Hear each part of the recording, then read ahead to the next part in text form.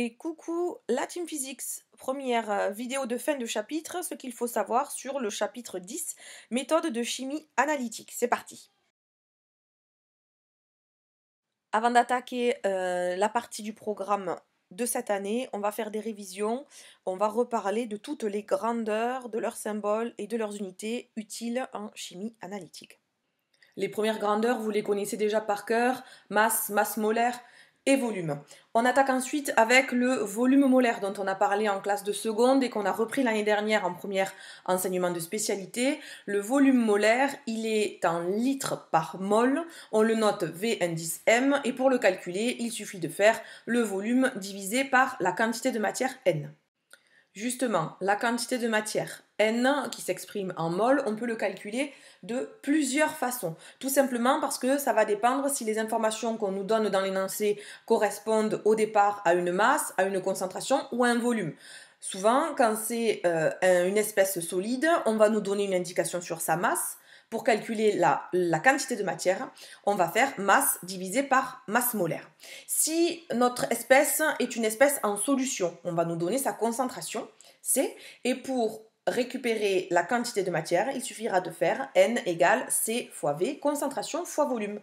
Si maintenant on parle de la quantité de matière d'un gaz, on va parler de son volume, et pour trouver la quantité de matière N, on va faire volume divisé par volume molaire. Voilà pourquoi il y a trois formules dans la case quantité de matière.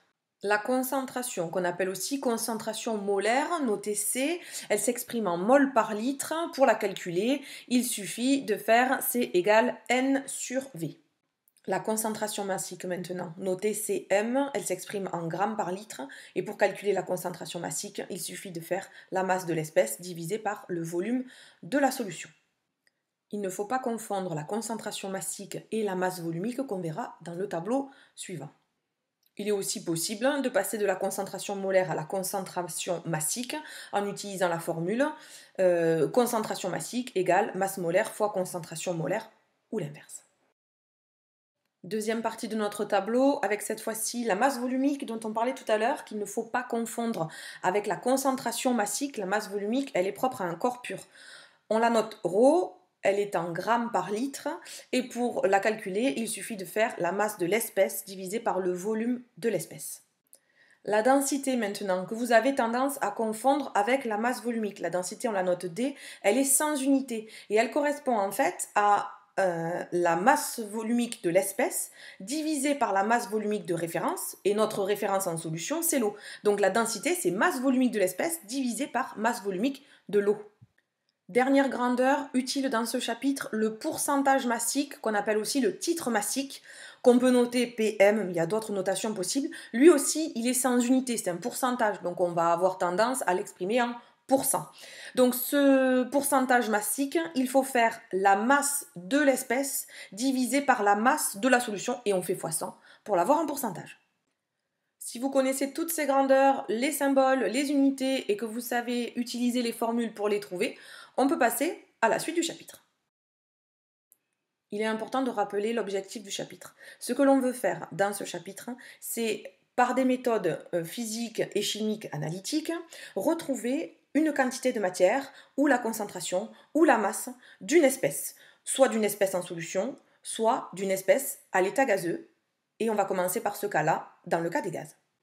Pour étudier simplement les gaz, on va se placer à basse pression et on va considérer que, à ce moment-là, tous les gaz sont assimilés à des gaz parfaits. Tout le monde se rappelle ce que c'est qu'un gaz parfait? C'est une espèce qui appartient à la dernière colonne du tableau périodique des éléments. Pour tous les gaz parfaits et pour tous les gaz à basse pression que l'on va assimiler à des gaz parfaits, on va avoir ce qu'on appelle l'équation d'état des gaz parfaits. Cette équation, c'est tout simplement PV égale nRT. L'an dernier, dans le chapitre sur la pression et les fluides, on avait déjà vu PV égale constante. Cette année, on va plus loin. Dans l'équation des gaz parfaits, on sait que PV égale nRT. Dans cette équation, P, c'est la pression. Attention, il faut qu'elle soit exprimée en pascal pour que l'équation soit valable. V correspond au volume que l'on doit exprimer en mètres cubes. N, c'est la quantité de matière de notre gaz exprimée en mol. R, c'est la constante d'état des gaz parfaits. Elle vaut 8,314. Sa valeur vous sera systématiquement redonnée dans l'énoncé, vous ne devez pas la prendre par cœur. Et en dernier, nous avons la température qu'il faudra exprimer en Kelvin. Qu'est-ce qu'on va vous demander concernant cette équation des gaz parfaits? Qu'est-ce que vous devez savoir faire avec ça? Vous devez savoir exprimer le volume molaire en fonction de la température et de la pression. Par définition, le volume molaire, c'est le volume divisé par la quantité de matière. On va partir de l'équation des gaz parfaits PV égale nRT. Et notre objectif, c'est de faire apparaître à l'intérieur le volume molaire V sur N. Donc de cette équation, on va isoler V sur N. Ça va correspondre à RT sur P. Du coup, le volume molaire, c'est tout simplement RT sur P. Comme rappelé tout à l'heure, l'objectif du chapitre, c'est d'être capable de trouver une quantité de matière. Eh bien, on peut aussi vous demander de retrouver la quantité de matière d'un gaz à partir de sa pression, son volume et la température. Encore une fois, il suffit de partir de l'équation d'état des gaz parfaits, PV égale nRT, d'isoler N et de tomber sur PV divisé par RT. Rien de compliqué dans cette partie, si ce n'est d'exprimer chaque grandeur dans la bonne unité et donc de savoir convertir. On vous a mis en bas quelques rappels de conversion qui peuvent vous être utiles et que vous devez connaître. Dans ce chapitre de méthode analytique, on va aussi avoir besoin de la notion de pH. Bon, alors la notion de pH, vous la connaissez déjà un petit peu. On a des solutions qui sont acides, des solutions qui sont neutres, des solutions qui sont basiques. Tout ça dépend de la valeur du pH qui est compris entre 0 et 14 et qui n'a pas d'unité. On doit aussi se rappeler que les ions qui sont responsables de l'acidité d'une solution sont les ions oxonium H3O+.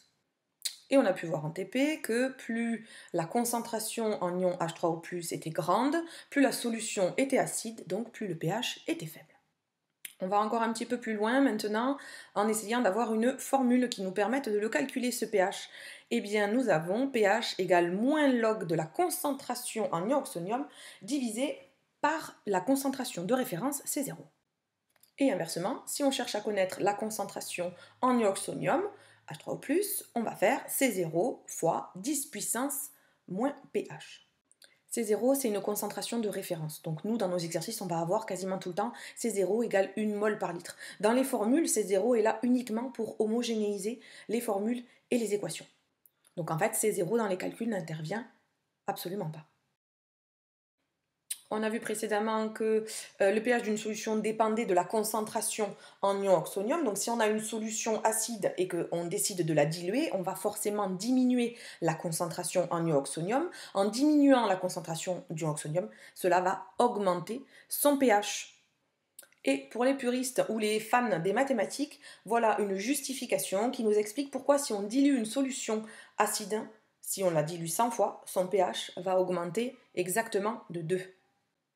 Mettez sur pause, regardez la justification ou avancez. Puisqu'on parle de pH, on va parler d'acide et de base. Et cette année, en spécialité, on doit connaître la définition d'acide et base selon Brønsted.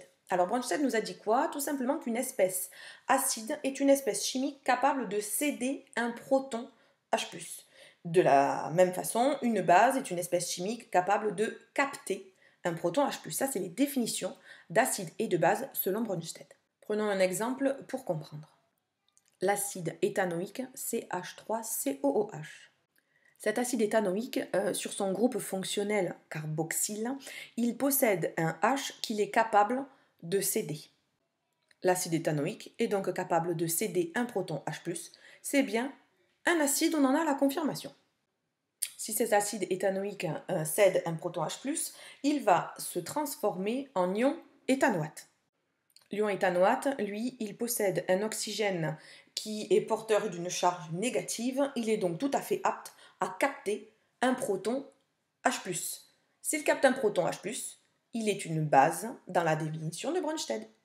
En se servant de la structure de Lewis de la molécule, on est capable de voir si cette molécule peut céder un proton ou capter un proton, et donc si elle peut être une base ou un acide, selon Brønsted.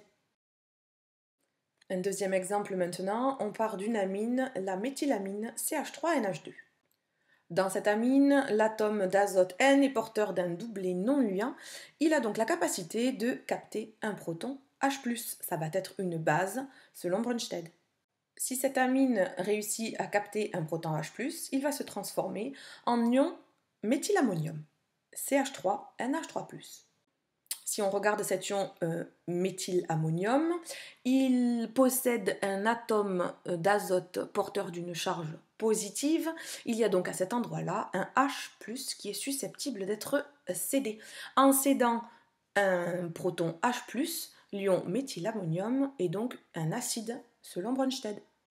Lorsqu'un acide va céder un proton H+, il va se transformer en sa base conjuguée. On va avoir comme ça des couples acide-base. Dans nos deux exemples précédents, les couples acide-base sont CH3COH, l'acide éthanoïque, avec CH3CO-, l'ion éthanoate, et puis CH3NH3+, l'ion éthylammonium, avec CH3NH2, la méthylamine. Pour chaque couple acide-base, on notera toujours en premier l'acide et en second la base. Pour cette partie aussi, faisons le point sur ce qu'il faut que vous sachiez faire. Il faut, comme l'année dernière, être capable d'écrire les formes de Lewis des acides carboxyliques, des ions carboxylaques, ainsi que des amines et des ions ammonium, mais ça, c'est chose faite, vous l'avez déjà bien appris l'année dernière. Vous devez aussi être capable de reconnaître, quand on vous donne les deux espèces acide et base, qui est l'acide et qui est la base. Tout simplement, l'acide étant capable de céder un proton H+, c'est lui qui contiendra le plus de H dans sa formule. Dans l'exemple du couple avec l'acide ascorbique, C6H8O6 contient plus de H que C6H7O6-. C'est donc C6H8O6 qui est l'acide du couple, c'est lui que l'on placera en premier. Troisième point de ce que vous devez savoir faire, c'est trouver la base conjuguée d'un acide. Donc on vous donne l'acide, à vous de trouver la formule de sa base conjuguée. Eh bien, il faut lui enlever un H+.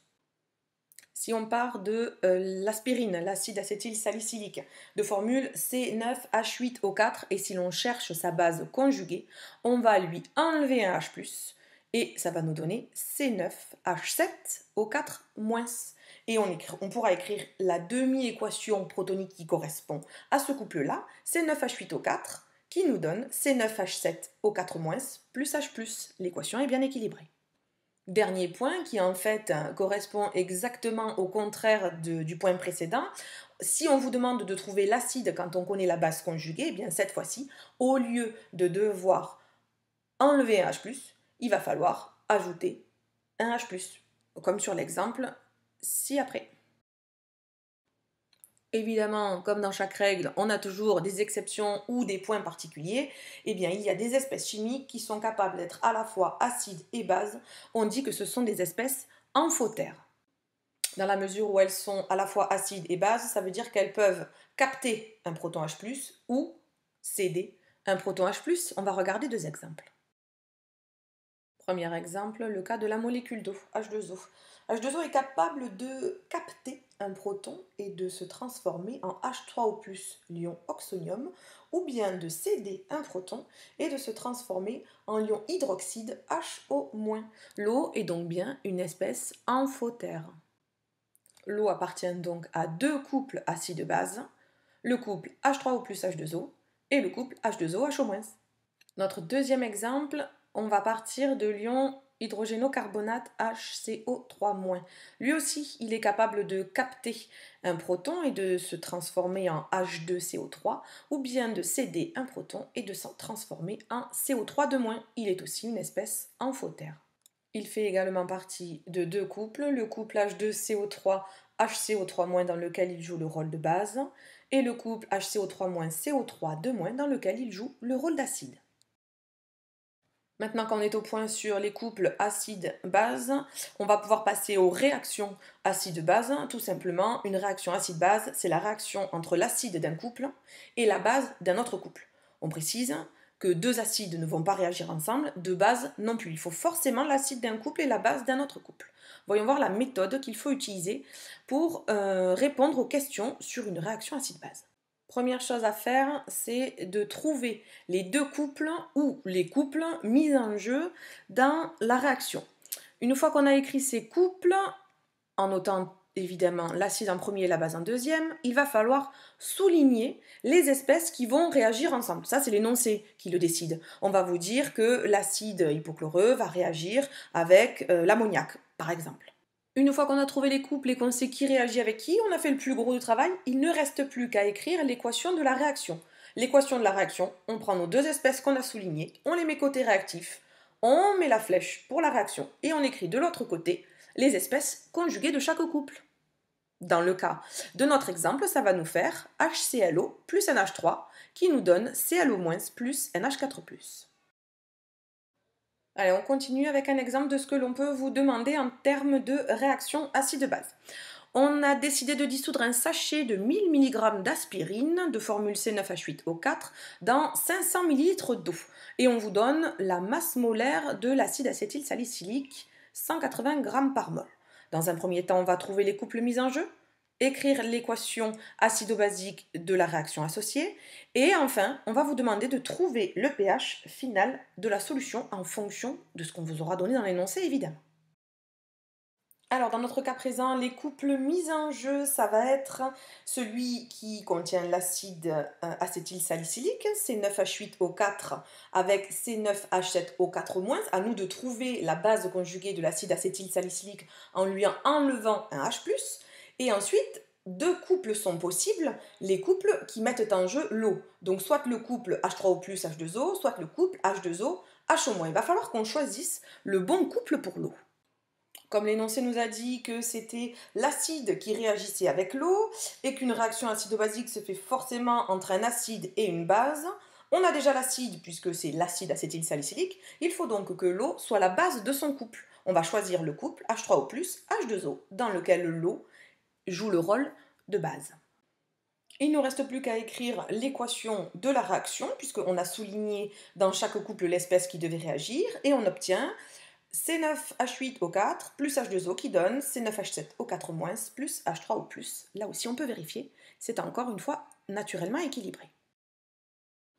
Dans la suite de cet exercice, on cherche à connaître le pH final de notre solution. Donc on va faire l'hypothèse que cette réaction est une réaction totale et on va faire, comme on savait le faire l'année dernière, un tableau d'avancement. Dans ce tableau, on sait déjà qu'à l'état initial, il n'y a pas de produit, donc C9H7O4- et H3O+, on est à 0 à l'état initial. On sait aussi que l'eau est le solvant et que donc la quantité de matière sera systématiquement en excès. Il faut que l'on cherche quelle est la quantité initiale d'acide acétylsalicylique, donc N0. Pour ce faire, on connaît sa masse et sa masse molaire. On n'a plus qu'à calculer et on tombe sur 5,55 10-3 mol. À l'état intermédiaire, maintenant, de l'acide acétylsalicylique a été consommé. Il va donc en rester N0 moins X, ce qui a été consommé. Et on a produit X mol de C9H7O4- et X mol de H3O+. À l'état final, on note N0 moins X max mol restante de C9H8O4. Mais il faut savoir que vu que nous avons fait l'hypothèse que notre réaction était une réaction totale, cette valeur-là, N0 moins X max, est égale à 0. Donc on a en fait X max qui va être égal à N0. Cette réaction aura produit X max mol de C9H7O4-, mais aussi X max mol de H3O+. On a vu que X max correspondait à N0, donc à 5,5 fois 10-3 mol. Et ça va nous permettre, maintenant qu'on connaît la quantité de matière finale d'H3O+, d'obtenir le pH final de la solution, puisqu'on connaît la formule qui relie la concentration de H3O+, et le pH qu'on a vu précédemment. pH égale moins log de la concentration H3O+, divisé par C0. Et si on fait le calcul, on tombe sur 2,2 pour le pH. Ça, c'est dans l'hypothèse où notre réaction est une réaction totale. Autre hypothèse maintenant, en réalité la réaction n'est pas une réaction totale, on ne peut donc pas avoir le même raisonnement que précédemment et partir du fait que à la fin on aura X max. Dans ce cas-là, on aura en état final X final, XF, qui est inférieur à X max. Et sans une information supplémentaire de l'énoncé, on n'est absolument pas capable ni de calculer la valeur de XF, ni de trouver le pH à la fin, ni de savoir combien il reste d'acide acétylsalicylique en solution. Il faut donc que l'énoncé nous donne une information supplémentaire. L'énoncé va par exemple nous dire, en réalité, le pH de la solution finale est de 3. Ben, si on connaît le pH de la solution finale, on peut calculer la concentration en H3O+, finale. Et une fois qu'on a la concentration en H3O+, finale, on va pouvoir calculer la quantité de matière en H3O+, finale. Et si on se reporte à notre tableau d'avancement, eh bien la quantité de matière d'H3O+, finale, c'est en fait XF, qui doit être, en vérifiant par ses calculs, plus petit que Xmax, sinon on s'est trompé. Voilà comment on peut, à partir d'une réaction acido-basique et d'informations sur le pH, savoir quelle quantité de matière nous avons de telle ou telle espèce à la fin d'une réaction. On change de domaine, on passe maintenant aux méthodes physiques analytiques et dans un premier temps, on va essayer d'étudier des spectres et on va commencer par l'étude de spectres infrarouges.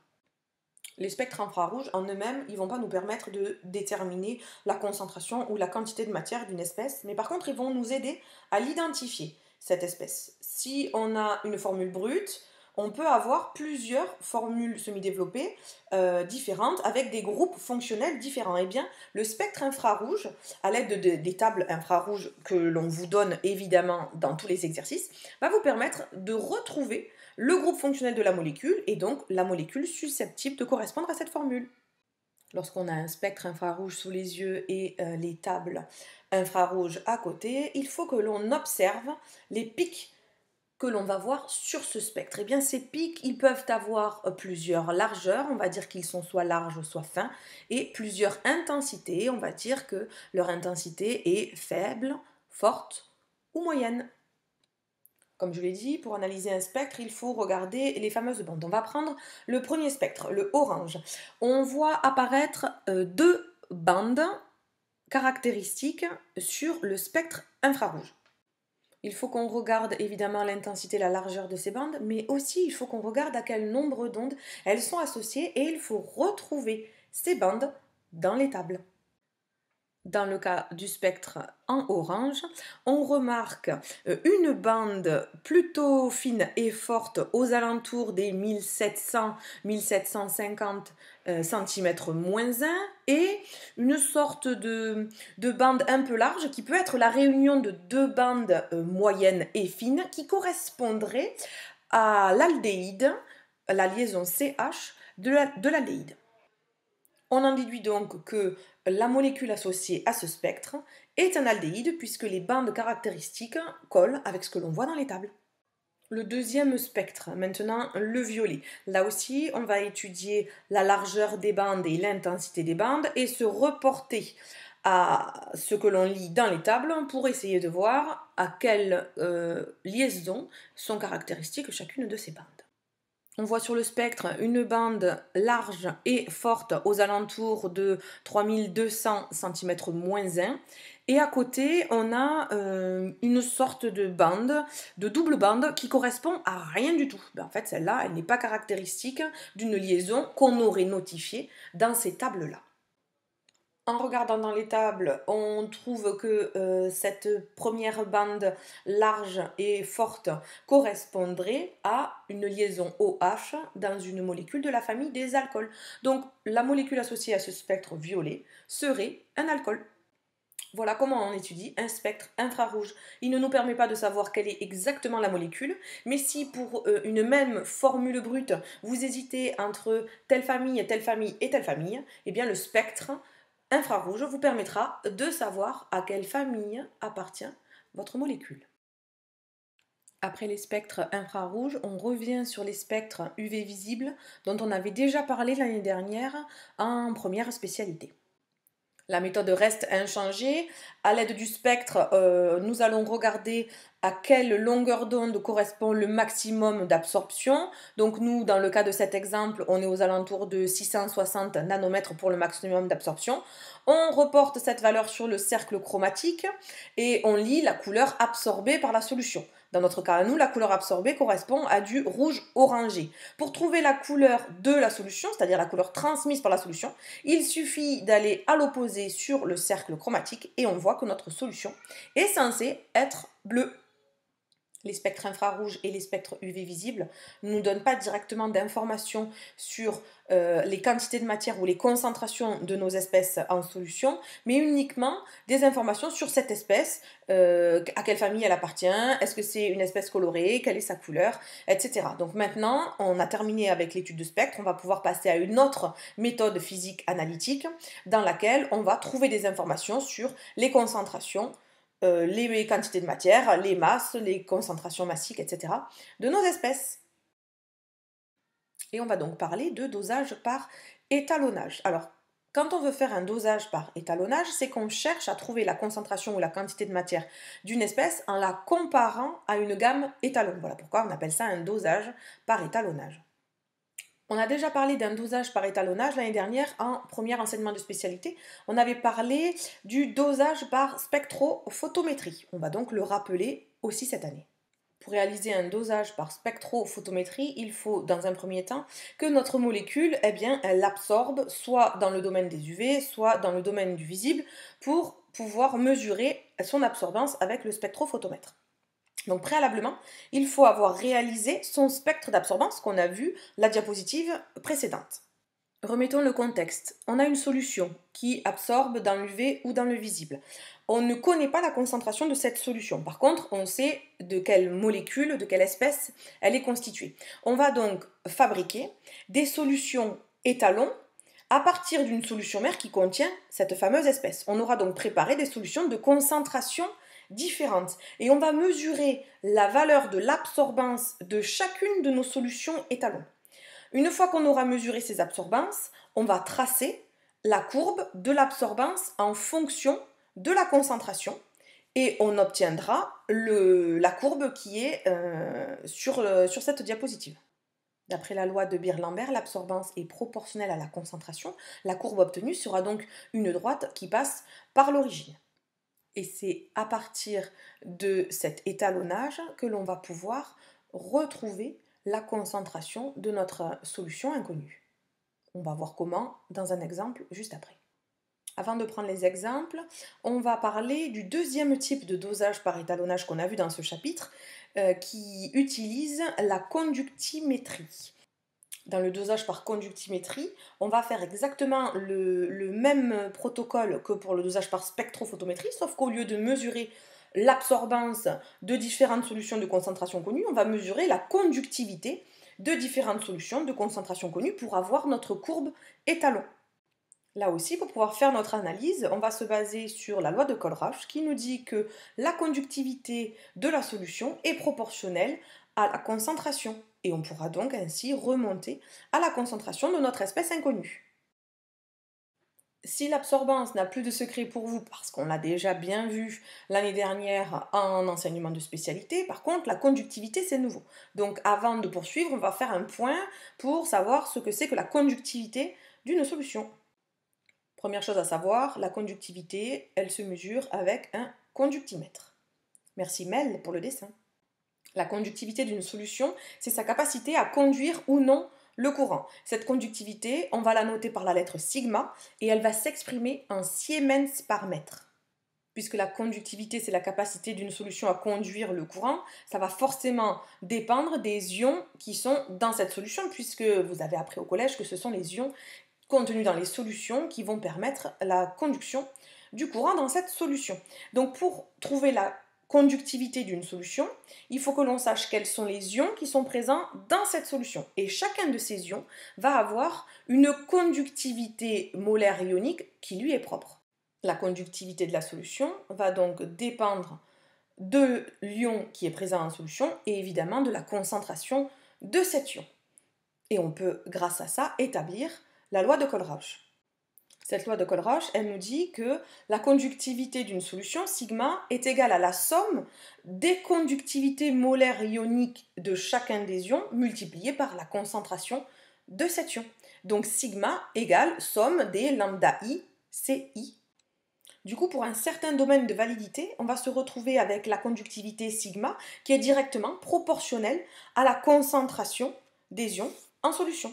Sigma égale K fois C. C'est ce qui va nous permettre d'étudier la courbe étalon et d'obtenir la concentration de notre solution inconnue. On va prendre des exemples.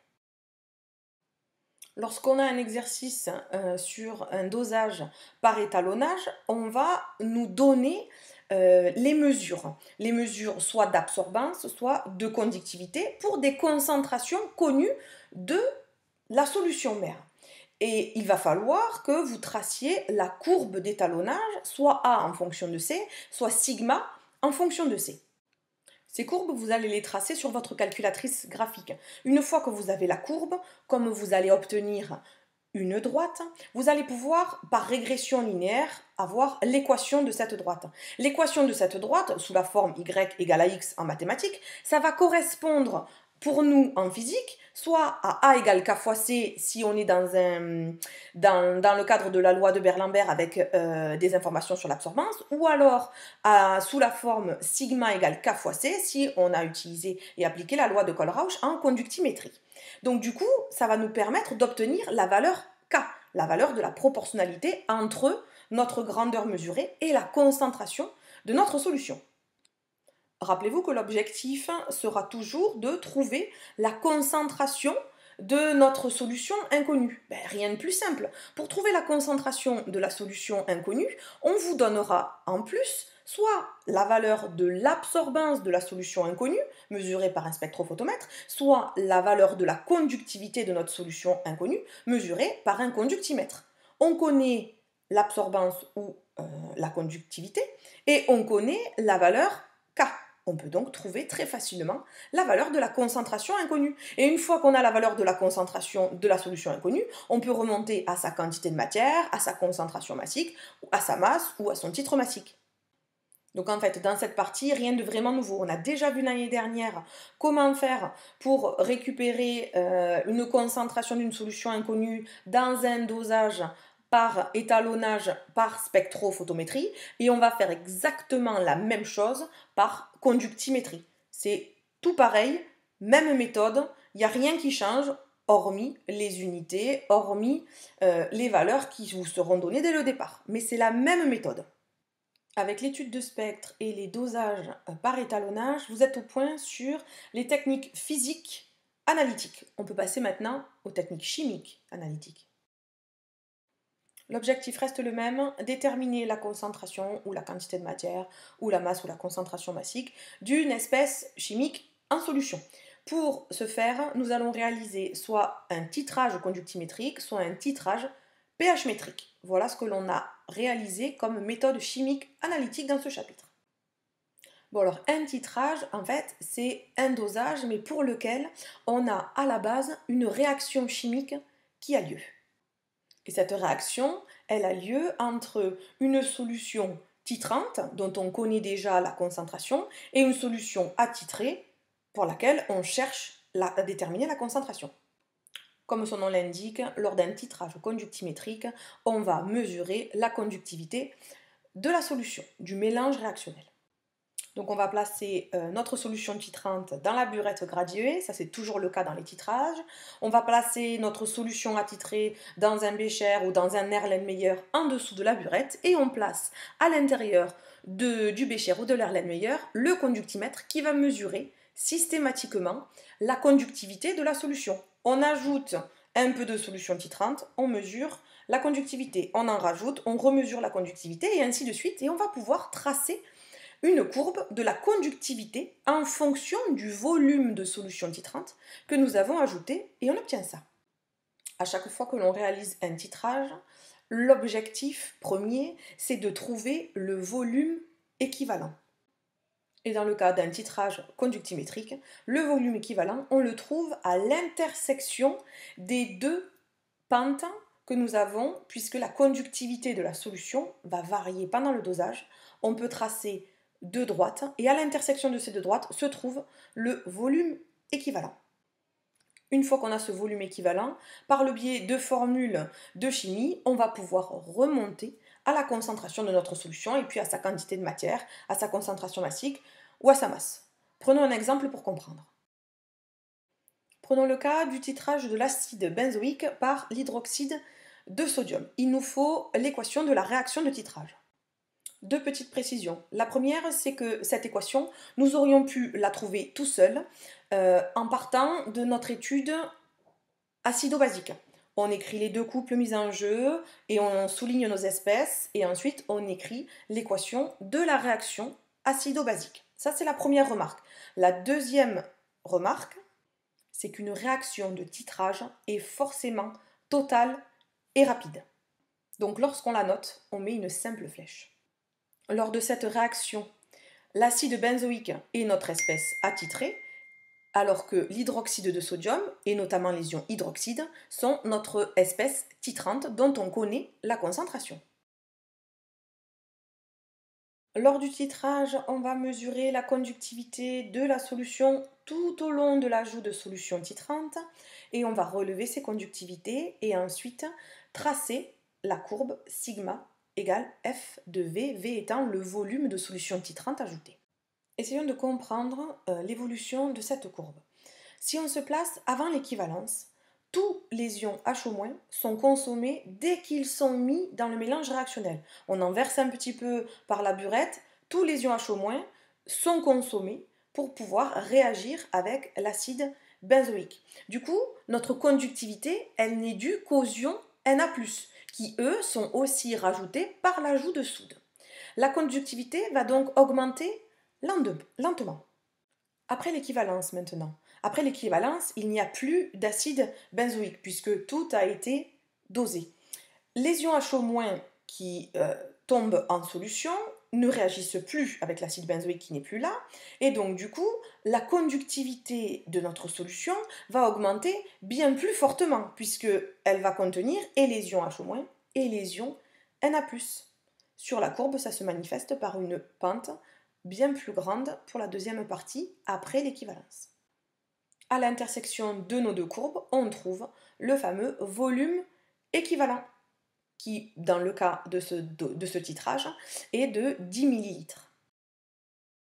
Une fois le volume équivalent trouvé, il faut que l'on remonte à la concentration inconnue en acide benzoïque. On part de notre équation de réaction et grâce à elle, on sait que à l'équivalence, la quantité de matière d'acide benzoïque est égale à la quantité de matière de HO- ajouté. Si on utilise maintenant la formule N égale à C fois V, on va transformer nos quantités de matière en utilisant la formule. On aura donc concentration d'acide benzoïque fois volume d'acide benzoïque égale concentration d'ion hydroxyde fois volume équivalent d'ion hydroxyde versé. Ça nous permet d'obtenir la concentration de l'acide benzoïque en faisant CH- fois VH- divisé par le volume d'acide benzoïque. Et comme on connaît la concentration en ion H- puisque c'est la solution titrante, on connaît le volume équivalent que l'on a trouvé grâce à la courbe, et on connaît le volume d'acide benzoïque puisque c'est nous qui l'avons placé au départ en tant que solution attitrée, on n'a plus qu'à faire l'application numérique, et on retombe sur la concentration inconnue d'acide benzoïque. Une fois la concentration trouvée, on peut remonter à la quantité de matière si on a envie, on peut remonter à la masse, etc. en utilisant les formules de chimie des solutions. Pour le dosage pH métrique, c'est exactement la même chose. On place notre solution titrante toujours dans la burette graduée. On place notre solution attitrée dans un bécher ou dans un Erlen en dessous et on va ajouter cette fois-ci un pH mètre pour mesurer le pH du milieu réactionnel. À chaque ajout de solution titrante, on relève la valeur du pH et on va pouvoir tracer la courbe pH égale F de V, V étant le volume de la solution titrante ajoutée. On obtient ainsi la courbe bleue. Pour trouver le volume équivalent, on va avoir deux méthodes, soit la méthode des tangentes, soit la méthode de la dérivée. Et comme pour le titrage conductimétrique, une fois qu'on a obtenu le volume équivalent, il est possible de retrouver la concentration de notre solution attitrée, et puis sa quantité de matière, et puis sa concentration massique ou sa masse, etc. Prenons là aussi un exemple pour être sûr d'avoir bien compris. On réalise le titrage de l'acide éthanoïque par l'hydroxyde de sodium. Là aussi, encore une fois, on est capable d'établir l'équation de la réaction en appliquant la méthode acido-basique vue précédemment dans le chapitre. On a mesuré le pH en fonction du volume d'hydroxyde de sodium ajouté. On va tracer la courbe. Là, encore une fois, on va obtenir la courbe bleue et on va utiliser la méthode des tangentes. dans cet exemple, pour trouver le volume équivalent. Alors pour cette méthode des tangentes, dans un premier temps, il va falloir que l'on trace une tangente à la courbe bleue qui passe en bas du seau de pH. Ensuite, on va devoir tracer une deuxième tangente parallèle à la première qui va passer par un point en haut du seau de pH sur notre courbe. Troisième étape, on va devoir tracer une droite perpendiculaire à nos deux tangentes. On la place n'importe où, ça n'a aucune importance. Une droite perpendiculaire aux deux premières. Et on va trouver le milieu de cette droite perpendiculaire entre la tangente 1 et la tangente 2. On cherche le milieu. Allez, dernière étape, une fois qu'on a trouvé le point milieu sur cette perpendiculaire, on va devoir tracer une quatrième droite qui est parallèle aux deux premières tangentes et qui en fait passe par ce point milieu. Donc on va se retrouver avec trois droites parallèles. Une fois qu'on a réalisé toute cette géométrie, il ne nous reste plus qu'à lire le volume équivalent. Le volume équivalent, on le lit à l'intersection de cette quatrième droite tracée et de notre courbe bleue de réaction de titrage. Dans le cas de notre exemple, on trouverait un volume équivalent aux alentours de 12 ml. Une fois qu'on a le volume équivalent, eh bien c'est comme précédemment, on va écrire la relation entre les quantités de matière à l'équivalence. Dans notre cas, à nous, la quantité de matière de CH3COH qui est égale à la quantité de matière de HO-. Ensuite, passer aux concentrations et au volume et obtenir la concentration en acide éthanoïque recherchée. Cela fait beaucoup d'informations dans ce chapitre, mais au final, pas grand-chose de tellement nouveau, puisque l'équation des gaz parfaits, on en avait déjà parlé sous la forme PV égale constante l'année dernière. Dans l'étude de spectre IR et UV, une partie avait déjà été faite en première l'année dernière. Concernant les dosages par étalonnage, même chose, on connaissait déjà le dosage par étalonnage par spectrophotométrie, on a juste découvert la conductimétrie. Et concernant les titrages pH métrique et conductimétrique, la méthode d'analyse avait déjà été vue puisque nous avions réalisé des titrages colorimétriques l'année dernière. Donc les nouvelles notions, c'est le pH, la concentration des ions oxonium, les réactions acide-base, les définitions de Brønsted et la conductivité des solutions. Tout le reste, ce n'est en fait que des méthodes que nous connaissions déjà. Donc à vous de voir et revoir la vidéo si nécessaire et de faire les exercices pour vous entraîner et être prêt pour le contrôle.